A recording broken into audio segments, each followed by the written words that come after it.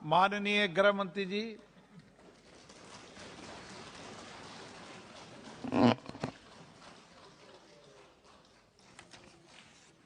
माननीय अध्यक्ष जी, कल से सदन एक गंभीर समस्या पर चर्चा कर रहा है।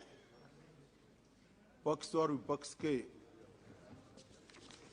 कुल मिलाकर 53 सदस्यों ने इस विषय पर अपने अपने विचार, सुझाव, कुछ अवलोकन भी रखे, कुछ जानकारियां भी दी है और कुछ ग्रीवेंसेस भी रखे। मैंने कल रात को और आज सुबह सारी चीजों को ध्यान से देखा है। मैं सबसे पहले तो सदन के हरसिमरत बहन से शुरू कर पाटिल साहब तक जिन 53 सदस्यों ने अपने मूल्यवान विचार रखे हैं, उनका सरकार की ओर से और समाज की ओर से बहुत बहुत धन्यवाद करना चाहता हूं कि इस विषय को राजनीतिक रंग देने की जगह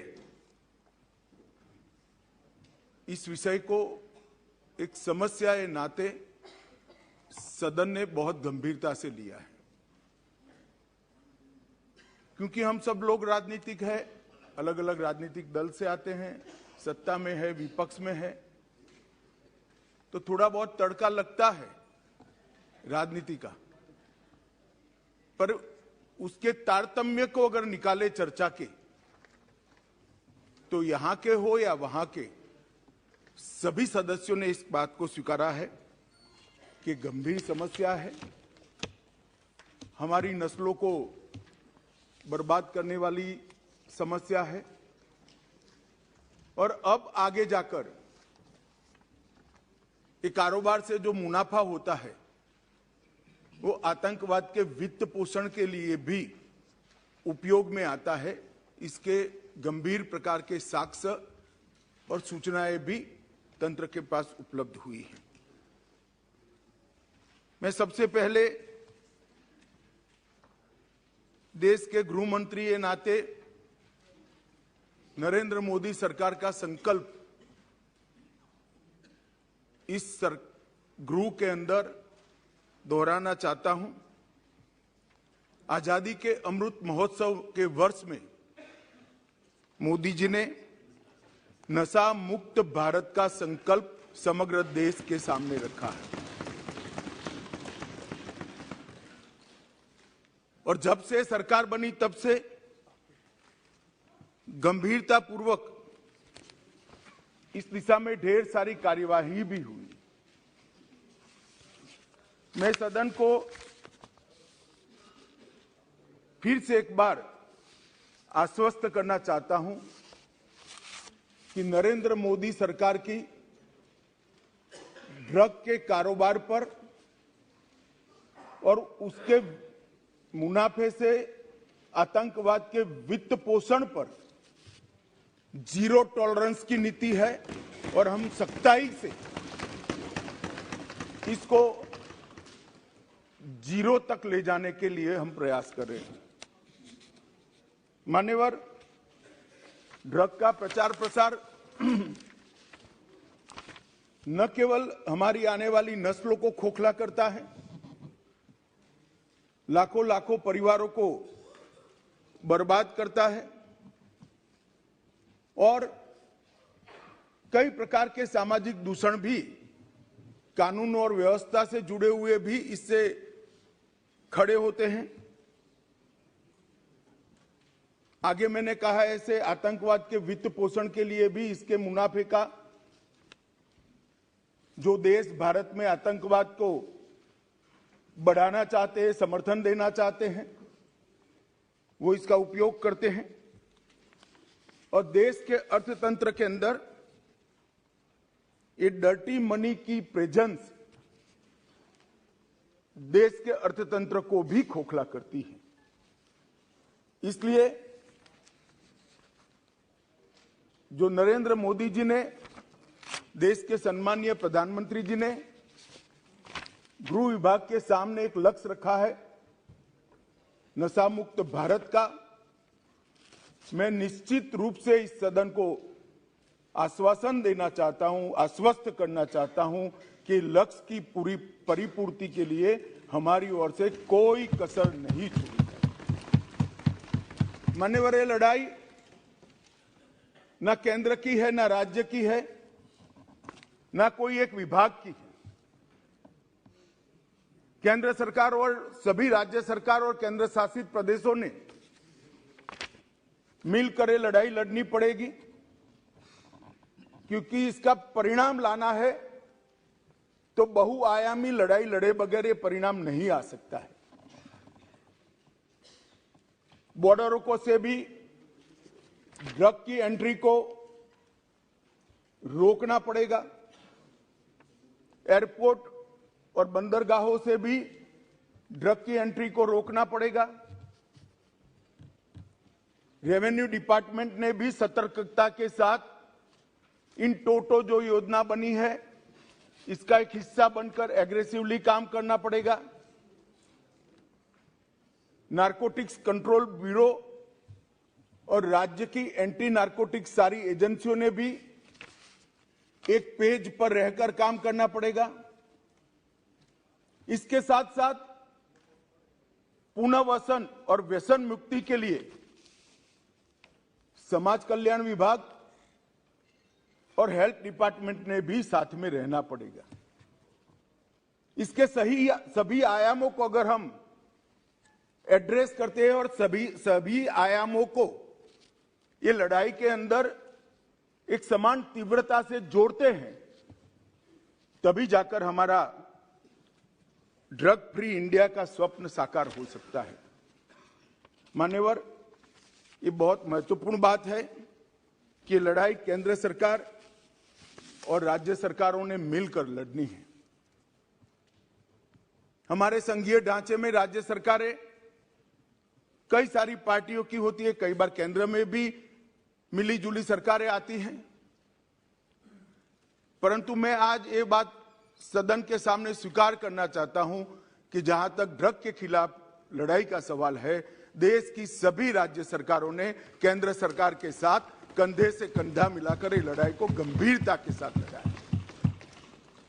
और जो भी योजनाएं गई, जो भी सूचनाएं गई, उसका इरिस्पेक्टिव ऑफ पार्टी पॉलिटिक्स और irrespective of party in power सभी राज्यों ने बहुत अच्छे ढंग से अमल भी किया है। इसलिए कम से कम एक मुद्दा ऐसा है जिसमें तरीकों में थोड़ा बहुत बदलाव राज्य की जियोग्राफिकल सिचुएशन और आर्थिक व्यापार करने की पद्धति को लेकर हो सकता है, तरीकों में बदलाव, परंतु इसमें कोई मतभेद नहीं है, सब एक पेज पर है। मान्यवर, जहां तक बॉर्डर के राज्य हैं, कल सभी बॉर्डर के राज्यों के सदस्यों ने गंभीरता से विषय रखा है। मैं स्पष्ट कर देना चाहता हूं कि बॉर्डर से ट्रेड का सवाल है। पाकिस्तान के साथ अभी कोई ट्रेड हमारा बॉर्डर से नहीं होता है, इससे ड्रग आने का सवाल नहीं है, परंतु इससे हमारी दिक्कतें समाप्त नहीं होती। ड्रोन से आता है, तस्करी से आता है, सुरंगें बनाकर भेज देते हैं, बंदरगाहों के माध्यम से आता है, एयरपोर्ट से माध्यम से आता है। तो व्यापार बंद करने से इस समस्या का समाधान नहीं आया है। समस्या को जहां जहां पर वो लोग अपना नया तरीका ढूंढते हैं, उसको हमें नसीहत करना पड़ेगा, समाप्त करना पड़ेगा। मान्यवर, एक बहुत सारे सदस्यों का सुझाव आया, हो गया भैया, आगे मेरा पूरा भाषण समाप्त होने के बाद आप कुछ कह सकते हैं। मान्यवर, जहां तक कानून का सवाल है, ढेर सारे लोगों ने कहा, दादा ने कहा कि इसमें फांसी की सजा होनी चाहिए या नहीं होनी चाहिए। किसी ने कहा कि इसको कठोर बनाना चाहिए। मैं भारत सरकार की नीति बहुत स्पष्टता से इस सदन के माध्यम से देश की जनता के सामने रखना चाहता हूं। जो दादा आपको भाषण करना है तो मैं बैठ जाता हूं, 10 मिनट बोलिए। इतने सीनियर सांसद होकर बीच में टोका टोकी करना ना आपकी उम्र के लिए अच्छा है ना आपकी सीनियोरिटी के लिए अच्छा है। मैं बैठ जाता हूं, आप भाषण करिए 10 मिनट प्लीज। माननीय गृह मंत्री जी, माननीय गृह मंत्री जी, हर बार नहीं करनी चाहिए, विषय की गंभीरता को समझना चाहिए। तो बोले नहीं होते, क्रोधित नहीं होता हूं भैया, समझाता हूं। कई बार समझाना पड़ता है बड़ों को भी। मान्यवर, जहां तक कानून का सवाल है, मैं इस सरकार की नीति को बहुत स्पष्ट करना चाहता हूं। जो ड्रग का सेवन करते हैं वो विक्टिम है, उनके प्रति सहानुभूति का रवैया होना चाहिए और पुनर्वसन की तैयारी और पुनर्वसन की कानूनी प्रावधान होनी चाहिए। परंतु जो ड्रग का व्यापार करते हैं, इसकी तस्करी करते हैं, इसको नीचे तक पहुंचाते हैं, वो चाहे छोटा हो या बड़ा, इसको छोड़ना नहीं चाहिए, उसको कानून के शिकंजे के अंदर लाना चाहिए। ये भेद अगर हम नहीं करते हैं तो कभी कभार हम विक्टिम के साथ ही दुर्व्यवहार करेंगे। जो बच्चा इसमें फंस गया है, जो युवा फंस गया है, उसको वापिस आने के लिए और समाज इसको फिर से स्वीकार ले, इस प्रकार का सामाजिक माहौल बनाने की भी हम सभी सदस्यों की जिम्मेदारी है। मान्यवर, सरकार की तो है ही। जैसे पाटिल साहब ने कहा, व्यसन मुक्ति केंद्रों से लेकर इनके रिहेबिलिटेशन सेंटर से लेकर सारी चीजें बहुत बनाई गई, मैं बताऊंगा आगे। परंतु एक सामाजिक वातावरण भी हमने तैयार करना पड़ेगा कि जिसने ड्रग ले लिया वो खराब है, ऐसा नहीं। इसको फिर से समाज के अंदर पुनः प्रस्तापित सम्मान के साथ करने के लिए, एक सामाजिक माहौल बनाने के लिए भी सभी सांसदों ने साथ में मिलकर प्रयास करना पड़ेगा। मान्यवर, जहां तक ड्रग के कारोबार पर सख्ती का सवाल है, भारत सरकार ने विगत 3 सालों से ढेर सारे व्यवस्थाएं की हैं। सबसे बड़ा बदलाव हमने किया है, जैसे गृह मंत्रियों के सम्मेलन में भी मैंने आग्रह से किया था, इसके बाद सभी गृह मंत्रियों और डीजीपी के साथ वीडियो कॉन्फ्रेंस कर भी मैंने कहा था, किसी भी इन्वेस्टिगेशन को हम आइसोलेशन में नहीं देख सकते। ड्रग की किसी भी जब्ती को हम आइसोलेशन में नहीं देख सकते। एक जगह ड्रग की छोटी सी पुड़िया भी मिलती है तो वो इन्वेस्टिगेशन को, ये ड्रग कहां से आई, वो सरहद तक ले जाना पड़ेगा, तभी जाकर पूरा नेटवर्क ध्वस्त होगा। और अगर किसी बंदरगाह पर, एयरपोर्ट पर ड्रग पकड़ा गया तो वो ड्रग छोटे सी छोटी पान की दुकान पर कैसे जाना था, वो पूरे नेटवर्क का अगर हम जांच करते हैं तभी जाकर ये समस्या का समाधान होगा। मैंने सभी गृह मंत्रियों को यह भी कहा है, उसमें राज्य की भी सीमाएं आती है, कई बार अंतरराज्य अंतरदेशीय सीमाएं भी आती हैं, अंतरराज्य की सीमा भी आती हैं, सीमा के पार भी इसका इन्वेस्टिगेशन करना पड़ता है। उस वक्त एनसीबी और एनआईए 2 ऐसी एजेंसियां हैं जो एनसीबी पूरे देश भर में जांच कर सकती है और एनआईए विदेश में जाकर भी जांच कर सकती है। इसीलिए जब एनआईए का कानून हम लेकर आए तब उसमें ड्रग के कारोबार को हमने डाल दिया था।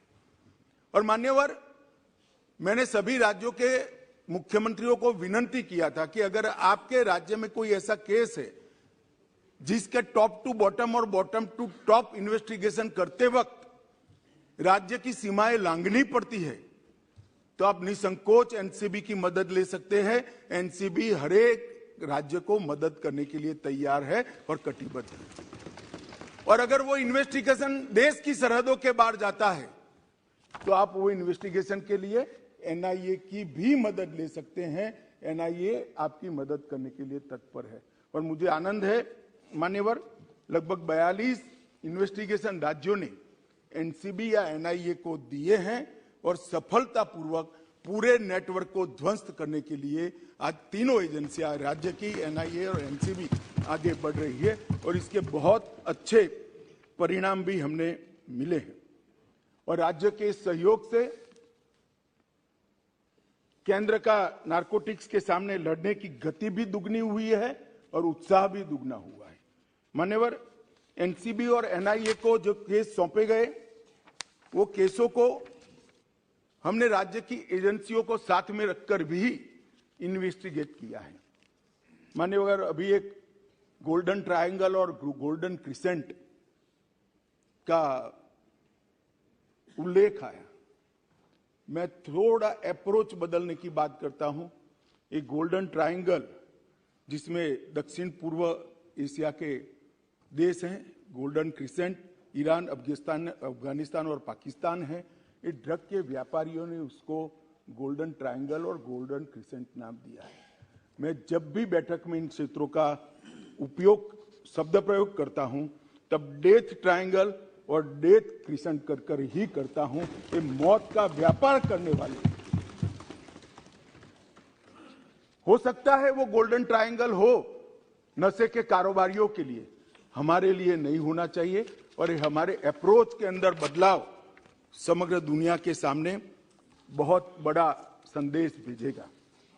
मान्यवर, नारकोटिक्स के खिलाफ भारत सरकार के गृह विभाग ने जो लड़ाई, भारत सरकार के वित्त विभाग ने जो लड़ाई छेड़ी है, और इसमें समाज कल्याण विभाग और स्वास्थ्य विभाग हमारी मदद में है, इसमें हमने जीरो टॉलरेंस की नीति अपनाई है। इसके 3 हिस्से हमने रखे हैं। संस्थागत संरचना की मजबूती, जो इंस्टीट्यूशंस हैं, इसको स्ट्रॉन्च करना, जवाबदेह करना और सतत मॉनिटरिंग से उसको अलर्ट रखना।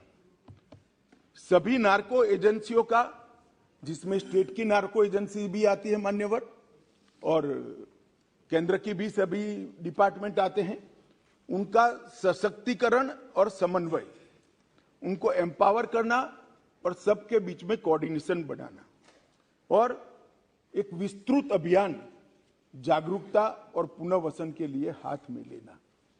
ये 3 विभागों में ये लड़ाई की संरचना गृह विभाग ने की है, क्योंकि मान्यवर ये सीमा रहित अपराध है। ये अपराध की कोई सीमा ही नहीं है। कहीं से बैठकर कोई इसका व्यापार कर रहा है और बच्चे हमारे फंस रहे हैं, नस्लें हमारी बर्बाद हो रही है। तो जब तक कोऑपरेशन, कोऑर्डिनेशन और कोलैबोरेशन नहीं होता है, हम इस लड़ाई को जीत नहीं सकते हैं। तो 3 स्तर पर, त्रिसूत्रीय फॉर्मूला पर हम आगे बढ़े हैं और ये तीनों सूत्रों पर होल ऑफ गवर्नमेंट अप्रोच से आगे बढ़े हैं। ये किसी एक डिपार्टमेंट की लड़ाई नहीं है, किसी एक सरकार की नहीं है। राज्य सरकार हो या केंद्र सरकार, उसके सभी डिपार्टमेंट ने साथ मिलकर और देश की सभी सरकारों ने साथ में मिलकर ये लड़ाई को लड़नी है। मान्यवर, हमने जो प्रमुख इनिशिएटिव लिए हैं, इसमें संस्थागत संरचना की मजबूती के लिए मैं बात करना चाहूंगा। 2019 में हमने 4 स्तरीय एनकोड की स्थापना की है। एक शीर्ष स्तरीय एनकोड है, इसके बाद में एग्जीक्यूटिव कार्यकारी स्तर पर एनकोड समिति है, उसके बाद में राज्य स्तरीय एनकोड समिति बनी है और इसके बाद में जिला स्तरीय एनकोड समिति बनी है।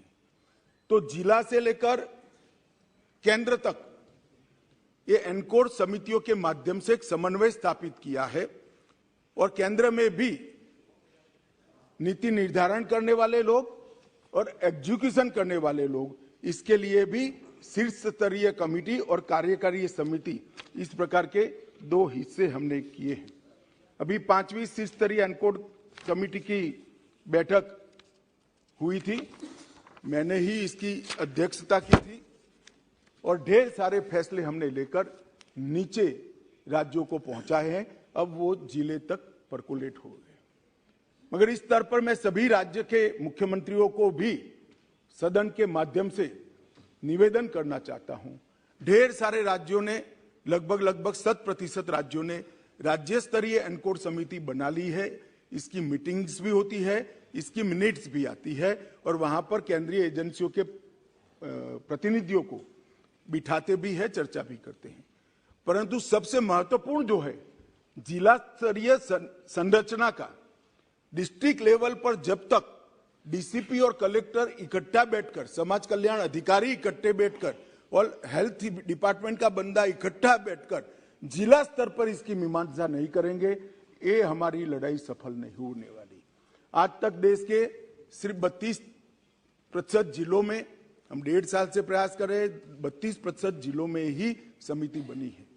इस सदन के माध्यम से मैं देश भर के सभी राज्यों के मुख्यमंत्रियों को और केंद्र शासित प्रदेश के सभी सरकारों को, एलजी को, एडमिनिस्ट्रेटर्स को निवेदन करना चाहता हूं कि आप स्वयं व्यक्तिगत स्तर पर इंटरेस्ट लेकर आप अपने अपने राज्य में जिला स्तरीय एनकोड समिति की रचना करें।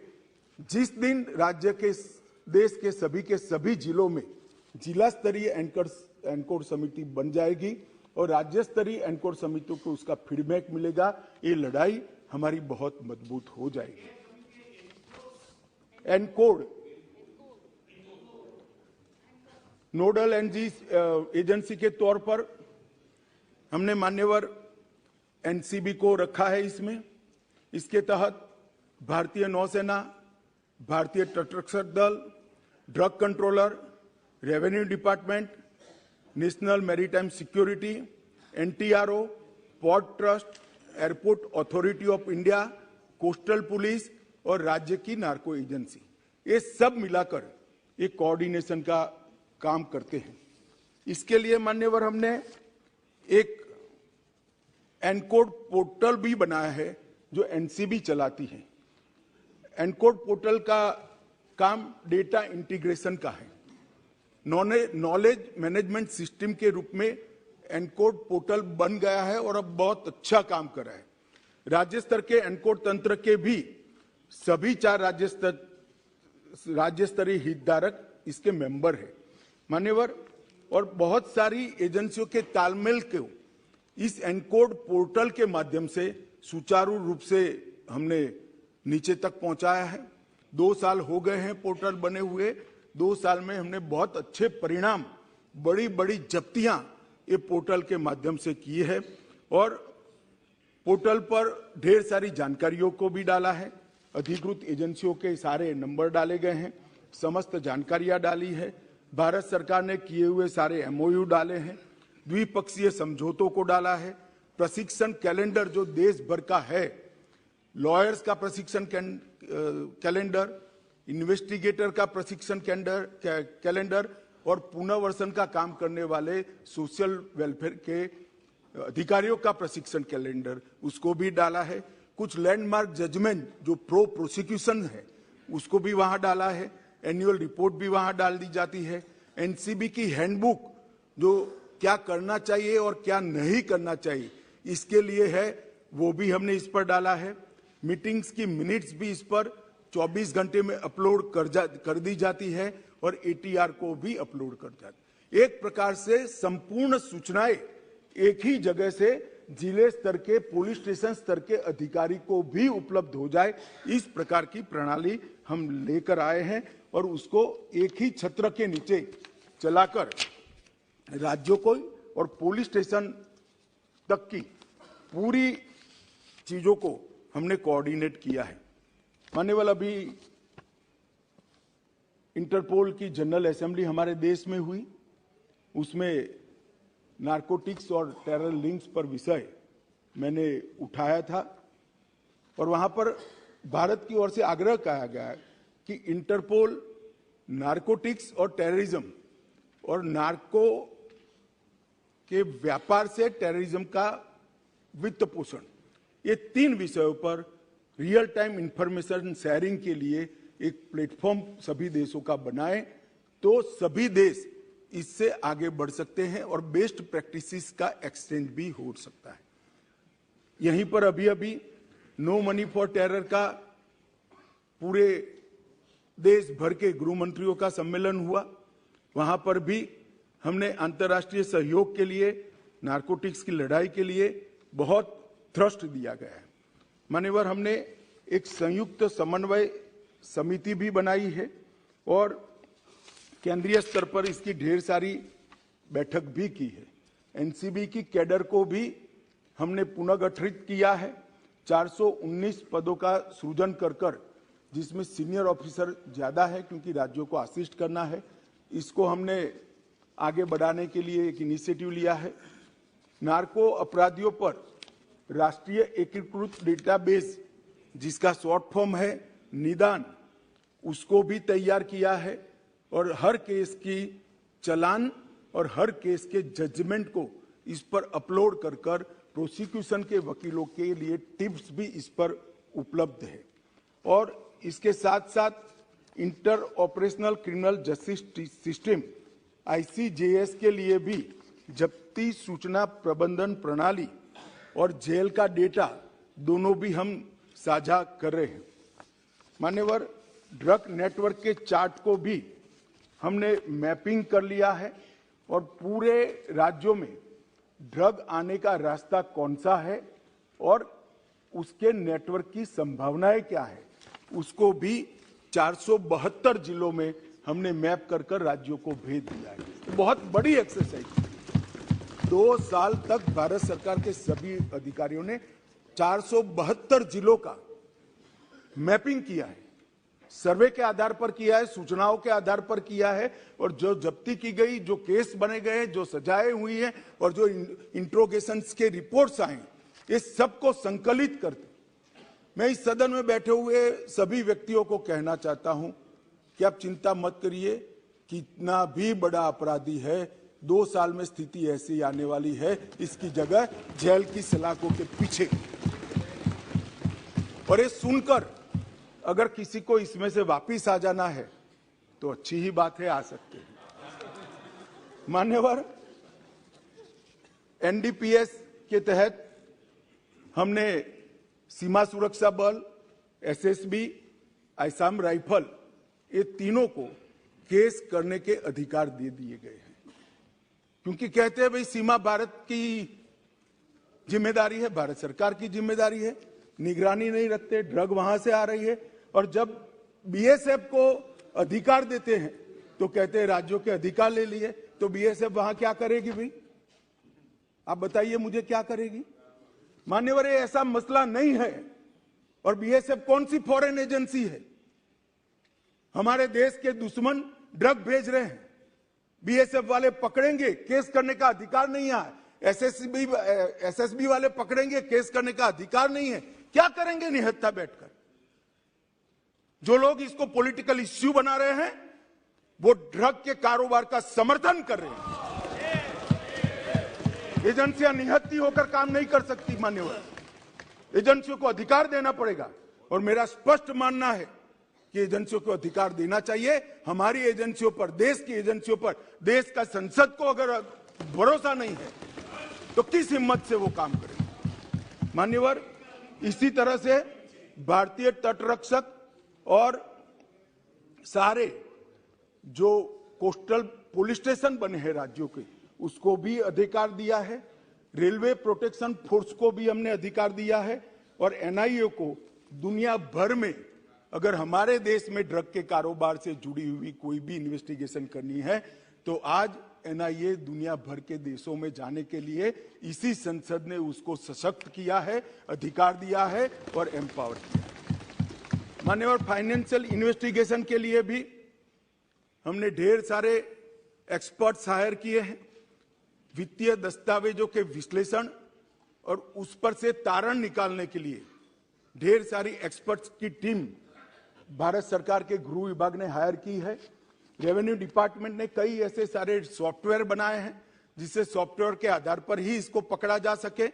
और अभी अभी जो जिक्र करते थे कि गुजरात की बंदरगाह से 3000 किलो नशा पकड़ा गया, जो आज तक का सबसे बड़ा कैच है, वो वो कस्टम के सॉफ्टवेयर एनालिसिस के आधार पर ही पकड़ा गया। और मान्यवर, अभी कुछ सदस्य पढ़ रहे थे, मैं इस पर कोई टिप्पणी करना नहीं चाहता, सिर्फ एक दृष्टिकोण के बदलाव की विनंती करना चाहता हूं। किस राज्य में से सबसे ज्यादा ड्रग्स पकड़े गए, उसका मतलब हम ये ना निकाले कि वो राज्यों में सबसे ज्यादा ड्रग है। इसका मतलब ये है कि वो राज्य सबसे ज्यादा काम करता है और पकड़ता है। अगर पकड़ते ही नहीं है तो कुछ नहीं पकड़ा जाएगा, तो फिर पंजाब में ड्रग ही नहीं है। अगर पकड़ना नहीं है तो आंकड़े अच्छे ही हो जाएंगे। मगर क्या इस शुतुरमुर्ग नीति से हम देश को बचा सकते हैं? नहीं बचा सकते। हमारा मुंह मिट्टी में डालने से आंधी नहीं चली जाती मान्यवर, आंधी को फेस करना पड़ता है, सीने पे झेलना पड़ता है। बैठ जाओ, बैठ जाओ, बैठ जाओ, बैठ जाओ, बैठ जाओ।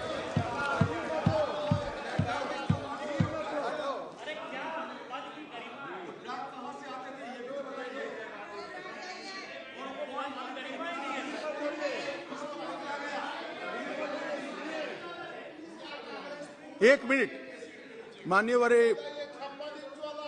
मान्यवर कांग्रेस पार्टी के नेता ये कह रहे ड्रग कहां से आ रहा था। ड्रग गल्फ कंट्रीज से आ रहा था। इसके मालिक कौन है, उनको सारे के सारे पकड़ लिए गए हैं, फैक्ट्रियां सील कर दी गई हैं और उसके आधार पर देश के 12 राज्यों में रेड कर वहां भी कारोबार करने वालों को पकड़ लिया। और दूसरी बात, अभी मेरे पास नहीं है, मुझे मालूम नहीं था कि मुझे पुलिस इंस्पेक्टर की तरह इस सदन में जवाब देना पड़ेगा, तो मैं डिटेल लेकर नहीं आया हूं, मगर चालान कर दिया गया है, ऑनलाइन उपलब्ध है, सर्च कर नहीं मिलना है तो मुझे बताइएगा, मैं भेज दूंगा आपको। माननीय अध्यक्ष जी, संपत्तियों को जब्त करने के लिए भी हमने कार्य पद्धति डिस्ट्रिक्ट लेवल तक सर्कुलरेट कर दी है। मनी लॉन्ड्रिंग की चैनलें, हवाला लेन देन और डार्क नेट, ये तीनों के लिए हैकाथॉन कर हमने ढेर सारे बच्चों के टैलेंट को संग्रहित कर एक बहुत सटीक रणनीति बनाई है, जो सार्वजनिक करना ठीक नहीं है, परंतु मैं इतना कहना चाहता हूं कि ये सारी चैनलों का उपयोग कर कोई मानता है कि एजेंसियों की नजर के बाहर जाएगा, तो वो ऐसा नहीं होगा। ढेर सारे लोग पकड़े गए हैं और आगे भी अभियान हमने नारकोटिक्स के पकड़ते वक्त और एयरपोर्ट पर और बंदरगाहों पे डॉग स्क्वाड की तंगी थी, तो हमने हमारे ही स्वदेशी डॉग की नस्ल को तैयार कर अब बहुत बड़ी मात्रा में डॉग स्क्वाड बना लिए हैं और हम राज्यों को भी मान्यवर दे रहे हैं। मान्यवर, एनकोड के स्ट्रक्चर से जो प्रभावी समन्वय हो रहा है, इसको नीचे तक ले जाने के लिए हमने ढेर सारी सूचनाएं दी हैं। इसके साथ साथ एकीकृत ड्रग डेटा, सूचना प्रबंधन, सरकारी आदेश, सरकारी कानूनों, जो मैपिंग किया गया है इसकी डिटेल्स, मैपिंग को एक्सप्लोर करने के लिए जो नियम बनाए गए, ये best practices exchange, standard operating procedures और न्यायालय के अच्छे प्रोसिक्यूशन के पक्ष में आए हुए आदेशों का एनालिसिस और आर्ग्यूमेंट्स, ये सारा तैयार कर जिला स्तर तक एनकोड के माध्यम से हमने भेज दिया है। मान्यवर, dedicated anti narcotics task force भी हमने बनाया है। राज्यों और संघ क्षेत्रों के समर्पित एक एंटी नारकोटिक्स टास्क फोर्स भी राज्यों की सहायता में उपलब्ध है। इसके साथ साथ फार्मा डिपार्टमेंट जो भारत सरकार का है, दोहरे उपयोग वाली दवाइयों के लिए कितना मिनिमम उपयोग हो सकता है, इस पर भी एक अधिकारियों का समिति बनाकर कितनी दवाओं पर बैन कर सकते हैं, जिसके विकल्प उपलब्ध हैं, वो दवाइयों को पूर्णतः बैन कर दिया जाए, इस पर भी काम चालू है। 4 मीटिंग हो गई है, अंतिम मीटिंग मार्च महीने में रखी है। मुझे आशा है कि ढेर सारी दवाइयों को प्रतिबंधित श्रेणी में हम ले जाएंगे, जिससे इसके उपयोग पर रोक लगाई जा सके। मान्यवर, समुद्री रास्ते से तस्करी रोकने के लिए मैं इतना बताता हूं कि एक जमाना था जब सीमाओं से नारकोटिक्स आता था, आज भी आता है, ड्रोन से आता है। जो ओपन सरहदें हैं उत्तर पूर्व की, वहां से भी आता है। परंतु 60 से 70% नारकोटिक्स अब समुद्री रास्ते से और एयरपोर्ट से आता है। इसको पकड़ने के लिए भी हाई लेवल टास्क फोर्स बना दिया गया है और हमने भारतीय नौसेना, भारतीय तटरक्षक, एयरपोर्ट अथॉरिटी ऑफ इंडिया और एनसीबी चारों की संयुक्त साप्ताहिक बैठक कर सूचनाओं का आदान प्रदान करते हैं, जिसमें कस्टम और रेवेन्यू डिपार्टमेंट के ऑफिसर को भी रखते हैं। तो हम एक भी कोना ऐसा छोड़ना नहीं चाहते जहां से ड्रग की अवैध कारोबार भारत के अंदर प्रवेश हो। मान्यवर, अवैध खेती का जहां तक सवाल है, हमने कुछ सॉफ्टवेयर बनाए हैं, ड्रोन का उपयोग कर रहे हैं। मैं मणिपुर के मुख्यमंत्री को बहुत बहुत बधाई देना चाहता हूं कि सबसे पायलट प्रोजेक्ट हमने वहां लिया था। वहां पर लगभग 1000 हेक्टर अवैध नशे की खेती को डिस्ट्रॉय कर उनको वहां पर हॉर्टिकल्चर प्लांटेशन कर रिहेबिलिट करने का प्रयास किया। इसी प्रकार का प्रोग्राम हमने राजस्थान के लिए भी बनाया है, मध्य प्रदेश के लिए भी बनाया है, सारे नॉर्थ ईस्ट के राज्यों के लिए भी हमने बनाया है। और ये हमारा जो अध्ययन समूह है गृह मंत्रालय का, इसने बहुत अच्छा रोड मैप राज्यों को बनाकर इस विषय में दिया है। माननीय, डार्कनेट और क्रिप्टो पर लगाम लगाने के लिए भी, जैसा मैंने पहले कहा कि एक अलग अलग प्रकार के हैकाथॉन किए गए, देश के चारों कोनों में किए गए, लगभग 3200 से ज़्यादा युवा इसके अंदर हिस्सा लिए, ढेर सारी चीज़ें हमें प्राप्त हुई है, इससे एक MOB बनाया गया है।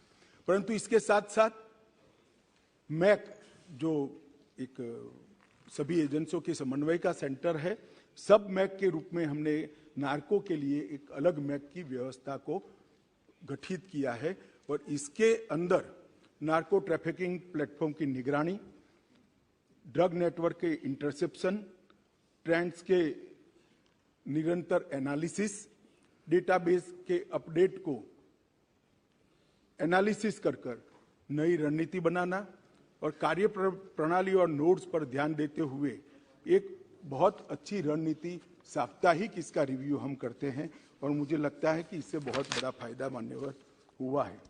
नारकोटिक्स का प्रशिक्षण का मॉड्यूल भी बनाया गया है।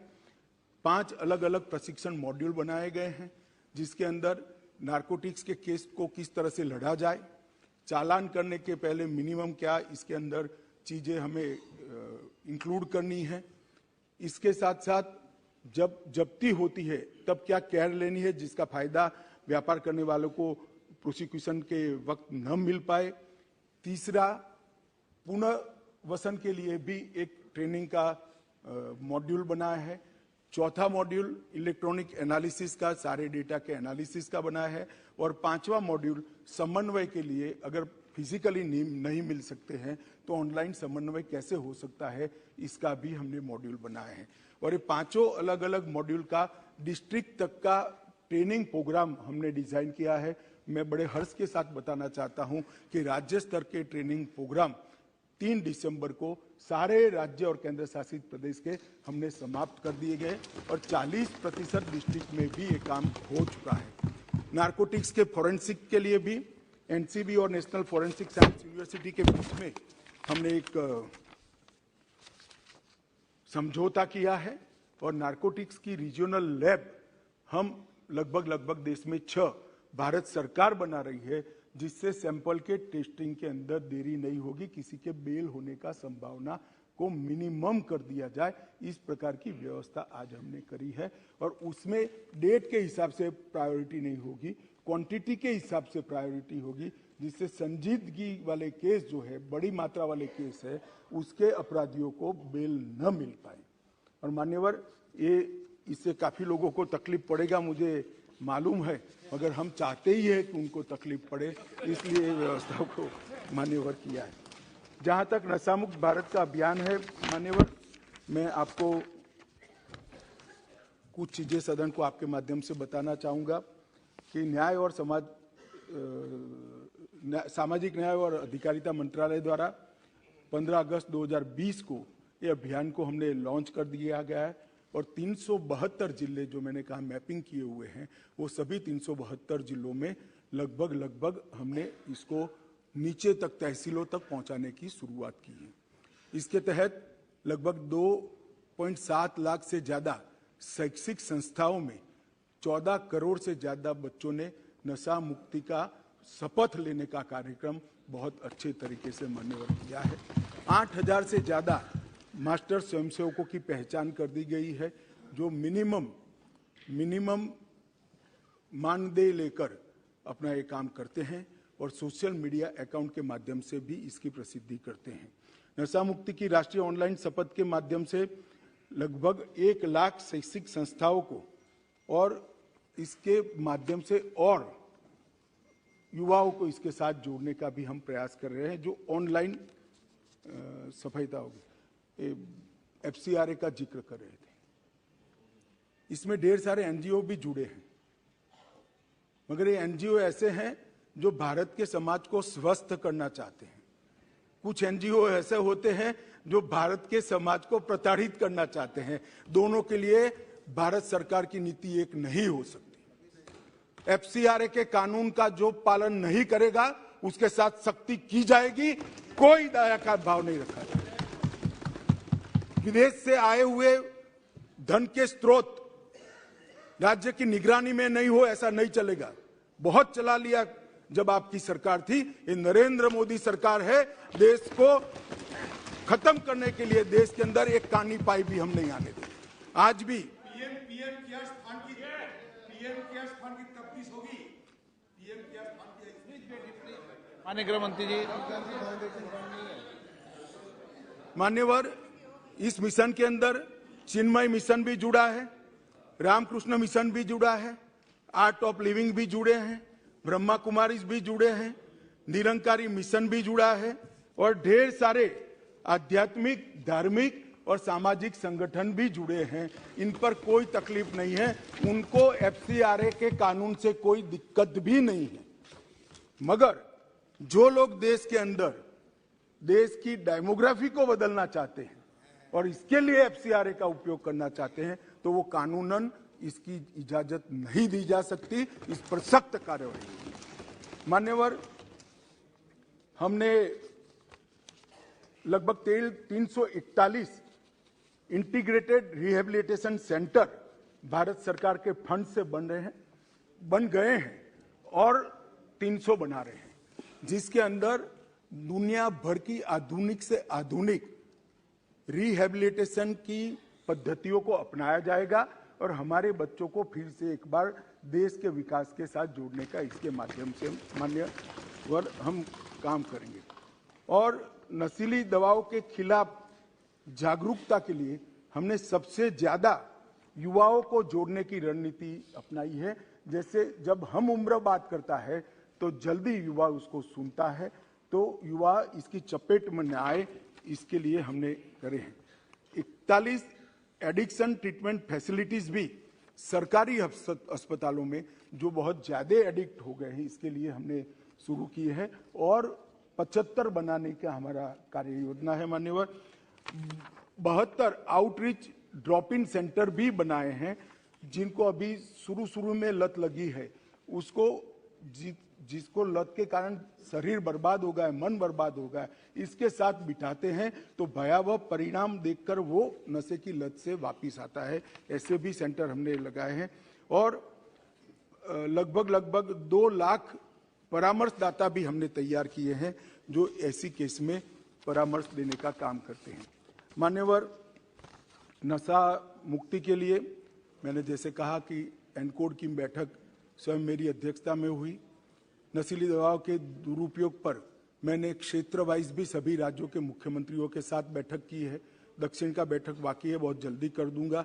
बाकी असम भी किया, गुजरात में भी किया, पंजाब में भी किया। क्षेत्रीय बैठक कर भी राज्य के अधिकारियों को संवेदनशील बनाने के लिए हमने काम किया है।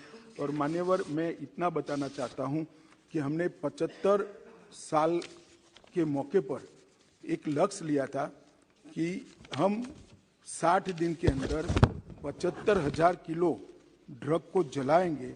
मुझे कहते हुए आनंद है, 60 दिन में 1,60,000 किलो से ज्यादा ड्रग को हमने जलाने का काम किया। और ये अभियान जो मैंने सारा बताया, उसको ऑल ओवर मॉनिटरिंग के लिए गृह मंत्रालय के अध्यक्षता में, गृह सचिव की अध्यक्षता में सामाजिक न्याय एवं अधिकारिता सचिव, रसायन और उर्वरक सचिव, स्वास्थ्य सचिव, फार्मा विभाग के सचिव, राजस्व विभाग के सचिव और पोर्ट डिपार्टमेंट और एयरपोर्ट अथॉरिटी के सचिव को इसके साथ एक कोऑर्डिनेशन कमेटी बनाई है जो हर 15 दिन में बैठकर इसकी मीमांसा करती है। मान्यवर, प्रयास तो करते हैं, योजनाएं भी बनती है, मगर कई बार प्रयास करते वो जमीन पर नहीं उतरते। मगर ये एक ऐसी सरकार है जो प्रयास करती है उसको लॉजिकल एंड तक लेकर जाती है। जब हम तय करते हैं कि देश के हर गांव में बिजली पहुंचेगी, तो 70 साल से जहां बिजली नहीं पहुंची, ऐसे 20,000 गांवों में 20 महीनों में हम बिजली पहुंचाते हैं। जब हम तय करते हैं कि हर घर में गैस का सिलेंडर पहुंचाएंगे, तो हम पहुंचाने में सफल होते हैं। और अब तय किया है मोदी जी ने कि जल से नल पहुंचाएंगे, मुझे भरोसा है जल से नल भी पहुंचाएंगे। मान्यवर, हमने तय किया कि इस देश को नशे की लत से इस देश की युवानी को हम बर्बाद नहीं होने देंगे। कोई कुछ भी मानता हो, इसके नतीजे मिल रहे हैं। मान्यवर, आंकड़े कभी झूठ नहीं होते हैं और आंकड़े प्रयासों को की पुष्टि करते हैं, इसलिए मैं आंकड़े जरूर देना चाहता हूं। 2006 से 13 का और 2014 से 22 का। अब कोई सवाल ना पूछे 6 से 13 का क्यों लिया है, सब समझते हैं, यहां भी समझते हैं, वहां भी समझते हैं। मान्यवर, 2006 से 13 में 22,45,000 किलो ड्रग पकड़े गए, 22,45,000।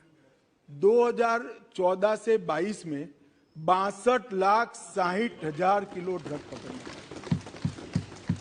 मान्यवर, यूनिट्स में देखे तो 10 करोड़ यूनिट्स पकड़े गए और अब मोदी जी के शासन में 24 करोड़ यूनिट पकड़े गए।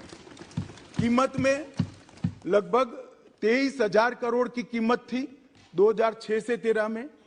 इतनी महंगाई वहां नहीं हुई है जिससे कीमत बढ़ जाए, मात्रा बढ़ी है 23,000 करोड़। और मान्यवर, अब 97,000 करोड़ के ड्रग को पकड़कर जला दिया गया, 5 गुना ज्यादा। मान्यवर, मामले 1,45,062 रजिस्टर हुए थे, इसमें 4,14,697 मामले थे और कुल गिरफ्तारी 1,62,908 हुई थी और यहां पर 5,23,234 हुई। पहले गंभीर प्रकार के केसों की क्वालिटी नहीं बनी थी। ड्रग के सेवन करने वाले का केस अलग होता है, ड्रग के खुदरा व्यापार करने का केस अलग होता है और ड्रग स्मगलिंग और ड्रग के डीलर का केस।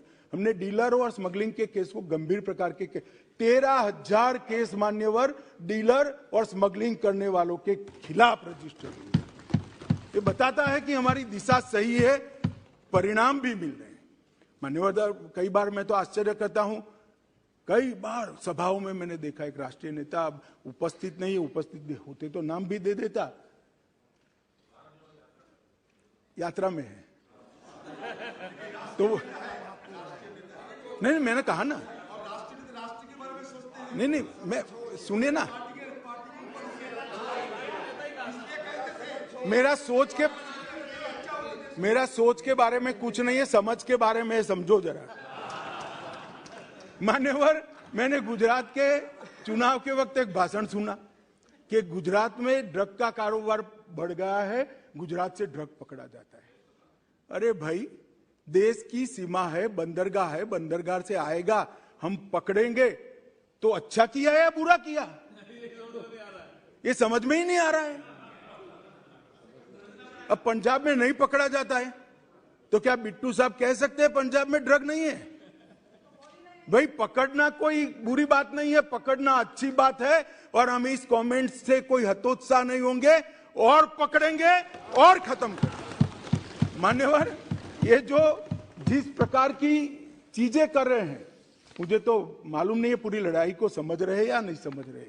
मान्यवर, पिछले 5 वर्ष में हमने 61 नए साइटोट्रोपिक पदार्थों को अधिसूचित किया है जो पहले इस कैटेगरी में नहीं आते थे, अब एफएसएल से सिद्ध कर इसको करा है।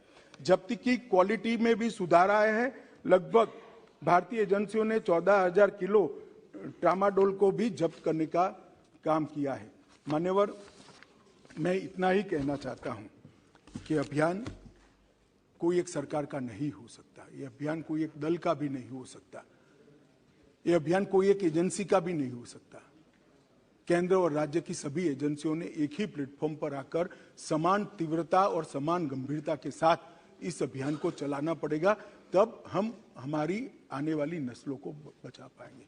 मान्यवर, ये लड़ाई ऐसे नाजुक मोड़ पर है, अगर इस वक्त हम जीतते हैं तो हम हमारी नस्लों को बचाते हैं, और इस वक्त अगर नशे के व्यापारी जीतते हैं तो हमारी नस्लों को कोई बचा नहीं सकता। इसलिए मेरा पूरा सदन से अनुरोध है मान्यवर कि इस एक मुद्दे पर हम राजनीति न करें, सभी राज्य की सरकार एक साथ आए, जिला स्तरीय एनकोड की रचना करे, और ये जो अभियान मोदी जी के नेतृत्व में भारत सरकार के गृह विभाग ने चलाया है, वो अभियान को सभी लोग मजबूत बनाए। हम भी राज्यों के अभियान को मजबूत बनाने के लिए बहुत तत्पर हैं और उत्सुक भी हैं। सब केंद्र शासित प्रदेश, राज्य सरकार, केंद्र सरकार और समग्र देश की जनता और हम सभी जनप्रतिनिधि मिलकर इस अभियान को सफल बनाए और जीरो टॉलरेंस टू ड्रग और नशा मुक्त भारत की रचना करें, यही अभ्यर्थना कर मेरी बात को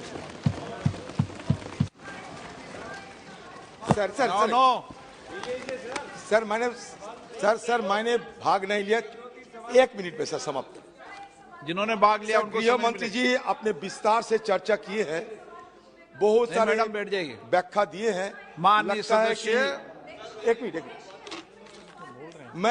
मैं आपको ये कहना चाहते हैं कि जिस रवैया से आपने हिंदुस्तान को ड्रग मुक्त करने का बात कहे हैं, जमीनी हकीकत कुछ अलग बयान करते हैं। आपको जानकारी के लिए मैं ये दोहराना चाहते हैं कि supreme court ordered government survey from December 2022 reported that a staggering 3.1 crore number of cannabis users and 2.26 crore opiate users with around 25 and 77 lakh facing dependency on both substances respectively। 1 number. 2 number, आत्महत्या 2018 साल में आपने तो गिनती की है 6 से 13, मैंने दूसरा गिनती कर रहे हैं। 2018 साल में हिंदुस्तान में ये ड्रग अब्यूज और अल्कोहल की चलते मौत हुई थी, मतलब सुइसाइड, खुदकुशी किए गए थे 7,193।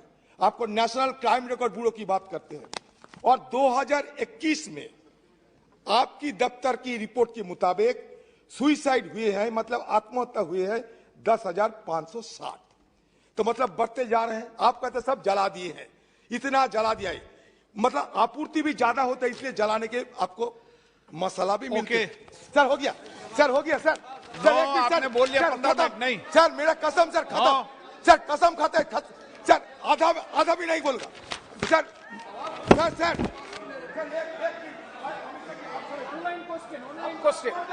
Online question. Sir, I would like to know from the Honorable Home Minister. Sir, narcotic and psycho. मेरा साथ माइक है अदिरदा।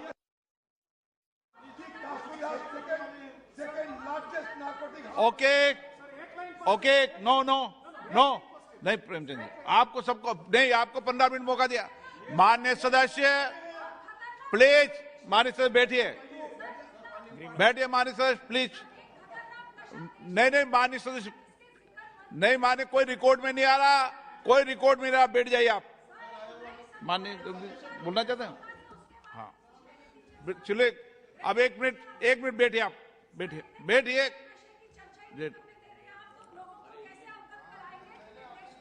ठीक है माननीय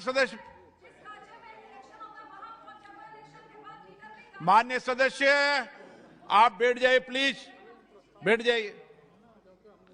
सभी माननीय सदस्यों को पर्याप्त समय, पर्याप्त अवसर दिया, एक लंबी चर्चा चलाई। उस समय आपकी हर बात का माननीय गृह मंत्री जी ने तथ्य से जवाब दिया। आपको 20-20 मिनट बुलाया, फिर भी आप डिस्टर्बेंस करते, सर अच्छी चर्चा नहीं है।